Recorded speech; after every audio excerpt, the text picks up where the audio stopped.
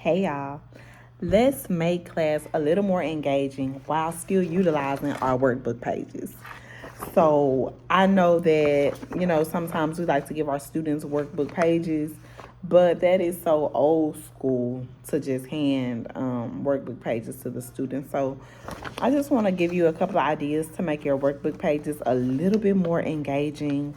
Um, so one thing that we may do sometimes is we break it up into sections. So I'm not giving them everything at one time because that can be a little overwhelming. But we'll break it up into sections based off what we're teaching that day and just the sections that we need for that day. So that's part one. The next thing that I would say is some of the information, if you're teaching from slides or if you're just teaching like during your direct teaching, some of the information you may hit, you may have your students to just basically answer the questions and follow along with you, or you may talk about a couple of talk about a section, have them answer these three, and then move on and talk about the next section, and then have them answer these four, so that you can break it up, and then you just follow up with giving them that, basically utilizing this as a quick check to have them to go back and to be able to answer questions that you may have just taught. So that's one way that you can do it.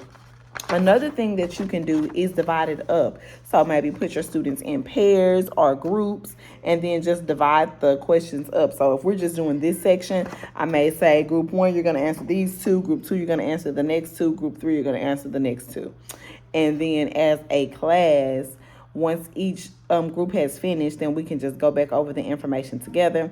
I have each group to share out what the answers are and then have everybody else fill in as we go through the information.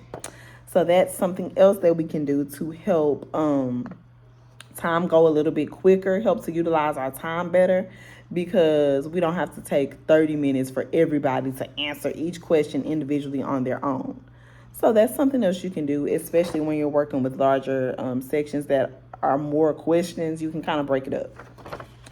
Another thing that you can do is on sections like this, where they have the choices where they just kind of fill them in, the matching.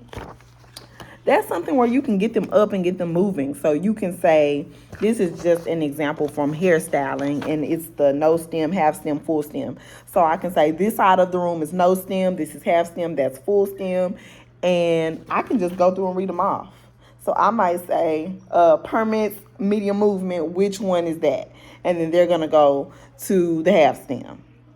And just have them to kind of move around, and I just go through each one and do it like that. And then afterwards, I would hand them this or tell them to go to this part and then just fill it in real quick as a recap. So that's another way that you can utilize the information, get them engaged, and then have them to go back and follow up and do a quick check to make sure that they have understanding about what it is that you just taught. You can also do that on the true and false. When they have the true and false questions, that's another good way. Make one side true, one side false in your classroom and have them up and moving around. You can choose to use whiteboards and have them to just hold up the the answers to the questions if it's a matching type of thing. You can use flashcards where they just hold up. And then, of course, you're using this as a quick check. So they would go back and fill it in after you all did it together, but it would be easier for them, so it shouldn't take as long. And then that created a more engaging activity for class. So those are a few things that I recommend. We do a bunch of different things, but just off of the top of my head before I decided to make the video, those are the things that came to my head while looking at this packet. So the point is, y'all, make class engaging. Try to make everything that you do as engaging as possible, even things like the workbook pages, because we want for the students to learn. And this is beneficial for some.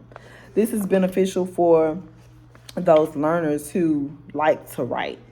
But this is not going to be beneficial for everyone.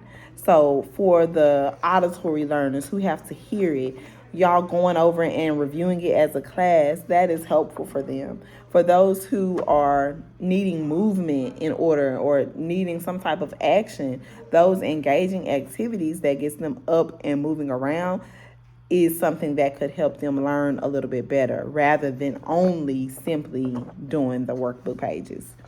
So that is my tip for the day. I hope that you all find this helpful, and I'll see y'all again later. Bye.